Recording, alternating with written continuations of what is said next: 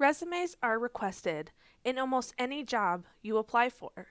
So why not understand what makes a good resume, what can help you stand apart, and what you should avoid? Cover letters, which go hand in hand with resumes, are also requested frequently, and there is a good structure you can use to create the best possible cover letter for you. Keep in mind, there is not a single perfect or right way to create a resume and cover letter, and you will hear a lot of different opinions on the matter. What most people can agree on is what not to include on these documents. Our best advice is to take the feedback you hear today and feedback from others and use what will work best for you, always avoiding the taboo. Let's get started by first separating the two documents and focusing on the resume.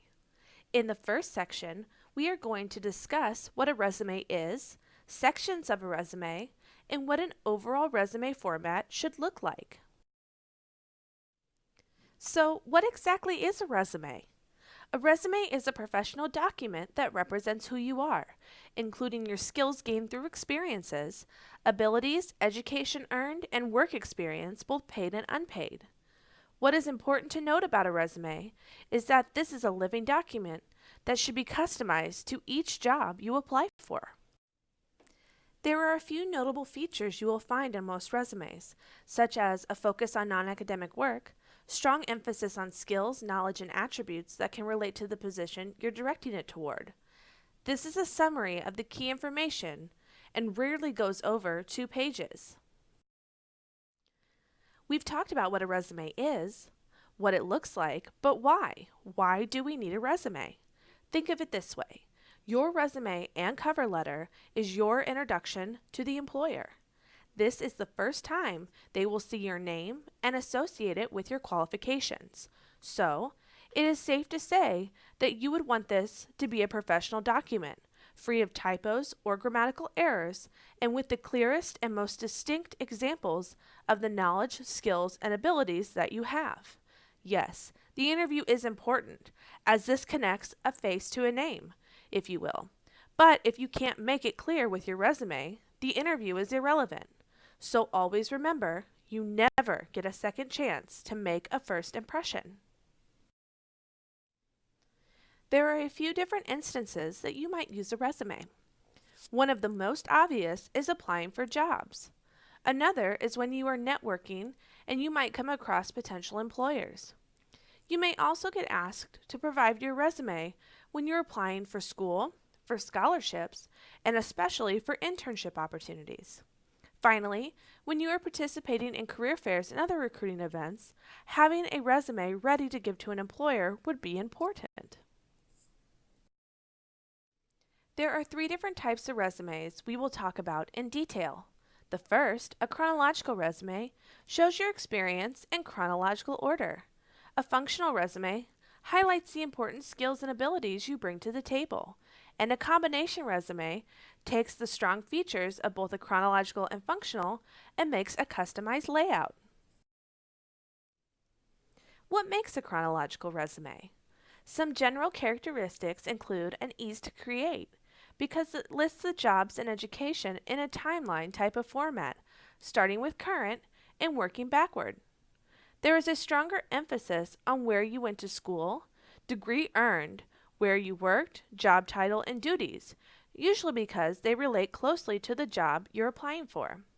There is a more obvious connection, an example being, if you've graduated with your teaching degree, you've held 2 other teaching jobs, and you're currently applying for another teaching job, it is easy to make the connection with a chronological resume. If you look at the example, there is a focus on the dates, starting with the most recent. A functional resume's primary goal is to bring the skills to the forefront and make them the focus, letting the job titles, places of employment, and dates fade. Because dates are not the focus, this is a tool for people with time lapses between jobs or frequency of jobs. But the real purpose is to bring attention to the knowledge, skills, and abilities that tie directly into the job being sought out. Take a look at the example. You will see there is a strong summary of qualifications which highlight knowledge, overall skills, and abilities across many jobs. And then it goes into a relevant skills and experience section where the subheaders are different roles the applicant took, like a facilitator or a supervisor. Assuming that these are relevant to the job applied for, under each of those subheaders, there are more detailed examples of when the applicant was a facilitator, a supervisor, and had case management experience. What makes this example different than a chronological is that there is not a specific job tied to the duty. A combination resume brings together the best of both a chronological and functional format to create a resume that highlights important skills with a clean, timeline-like format. When might this be helpful? Your employment history may not tie as obviously to the job you're interested in, and you need to be more bold about it. Or your education experience included some important skills that would be helpful to highlight. The combination resume allows you to customize it to what may fit your needs best. In this example of a combination resume, the applicant uses a functional format in the first part of the resume, outlining specific IT-related needs. The experience and education sections use a mix between the two, listing the jobs chronologically, but giving a functional overview of each experience. Here are 6 different sections that are suggested to use. Keep in mind, if you are creating a chronological resume and don't plan to use a skills section, do not include it on your resume. These are suggestions, not requirements. To first build your resume, you start with your contact information. Make sure the information is up to date. Always include the area code with your phone number, and make sure your email address is professional. Here is an example of the contact information format. This includes name, address, phone number with area code, and a professional email address with a current email account type. Examples of out of date would be accounts like AOL, Hotmail, and even Yahoo. Gmail and Outlook are great current email to use. The next section comes with some differences. When do you use a career objective versus a career summary? The general rule of thumb is to use an objective when you're telling the potential employer what you're looking for, such as an internship. If you are seeking job employment, the best guide is to use a summary of skills. This acts as a table of contents for your resume, listing key points usually found in the job posting, like industry type, level of skill, time spent in the field, and other relevant skills. Other names for this section are professional profile, summary of qualifications, and professional summary. The overall goal of this is to paint a picture of your resume by highlighting key features, as well as drawing the reader in with other important facts that would set you apart from the rest. Maybe this particular position would like to see dual language speakers. It would be a good help to the applicant to put that they are bilingual, English and French speaker in the summary section, rather than further down where it might be lost. In this example, you can see the difference between the objective and summary. Which would be better to use for a job search? Why?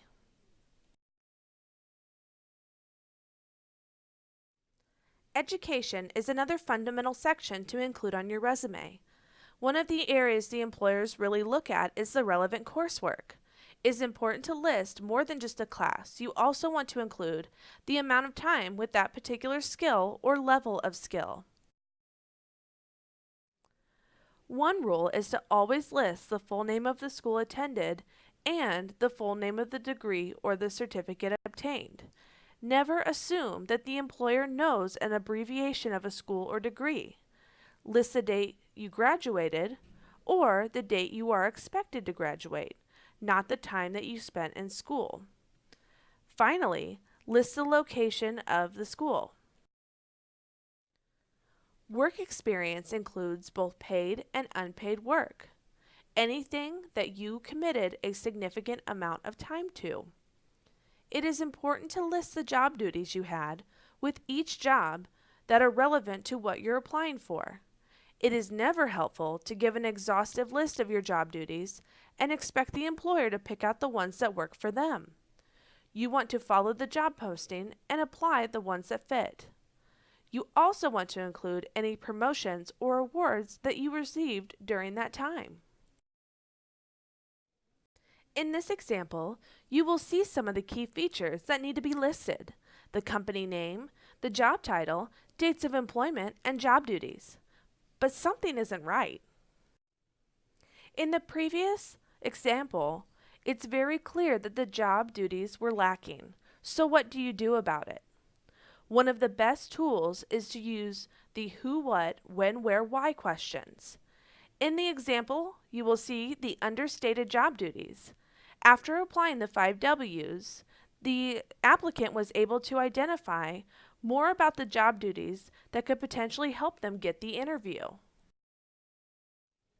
A skill summary can be a great tool on a resume for those activities that may not fit into education or work history, but should be represented.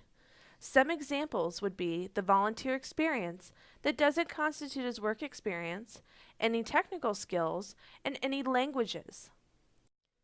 While we are on the topic of skills, we should identify the 3 types that are commonly used: job-related, transferable, and adaptive. The 2 best to use on your resume are job-related and transferable. Job-related skills are specific to a job. For example, a pilot's main job duty is to fly a plane, whereas an accountant's job duty would not include flying a plane. So flying a plane for a pilot is a job-related skill. Transferable skills, some of the most important, are learned in one job that you can find in many different jobs. They involve how you deal with things, data, and people. For example, a teacher has to instruct students, which is a form of communication. A call center representative fields calls from clients and talks with them about the good or service they represent. Both the teacher and the call center representative have communication skills.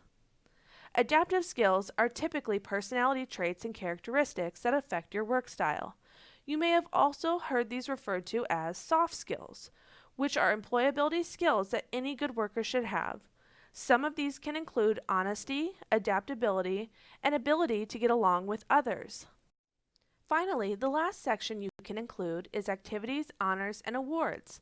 Some examples of these are occupational awards, any scholarships or fellowships that you've earned, any honor societies you're a part of, or current professional memberships you hold.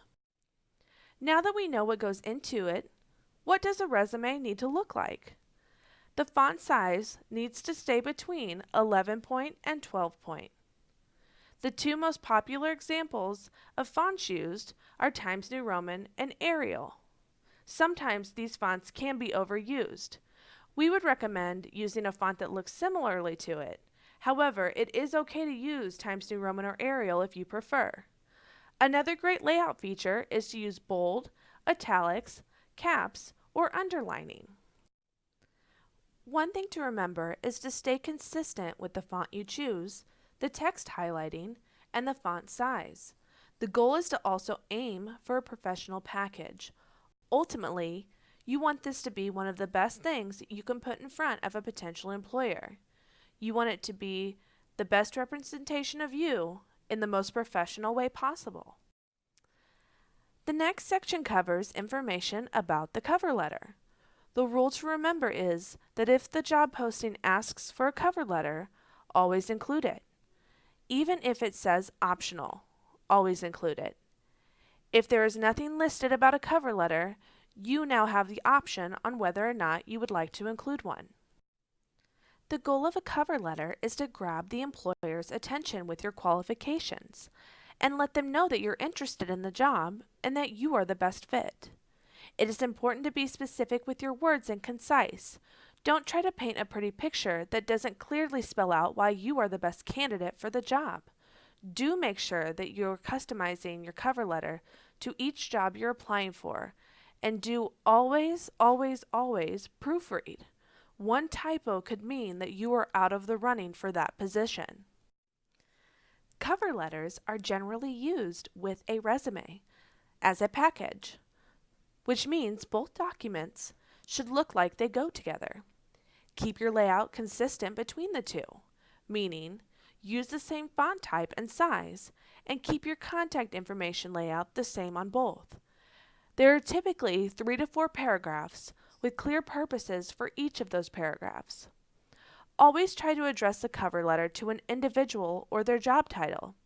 If you are not sure or it is not outlined in the posting when you're applying, do not hesitate to call Human Resources at the company and ask. Avoid the overuse of I. You are already going to be talking about yourself. Don't catch them counting the I's that you use. The layout of a cover letter looks like this. You start with your contact information, mirroring the layout on your resume. You list the date, the employer's name, job title, and address. You always want to address them with a dear or greetings. Your first paragraph is the attention. You are letting them know who you are, where you heard or saw about the position, and what drew your attention to it. If you were referred to the position by someone, you should include it in this part as well. The second paragraph is where you will talk about your specific interest in the position and the company. This is a great time to pull from the company website, their mission statement, anything they've been doing in the news or on social media. Never copy word for word. Always paraphrase your thoughts here. The third paragraph is your opportunity to tie in your interest into why you are the best person for the job. The fourth paragraph is about the follow-up, how and when you can be contacted, or if you will follow up with them on the position. You will then sign your name, followed by your full type name below. This concludes the presentation on resumes and cover letters, provided to you by Career Services at MCC. If you have any questions relating to the presentation or want to know more, visit us in Career Services. You can schedule an appointment on our website or give us a call.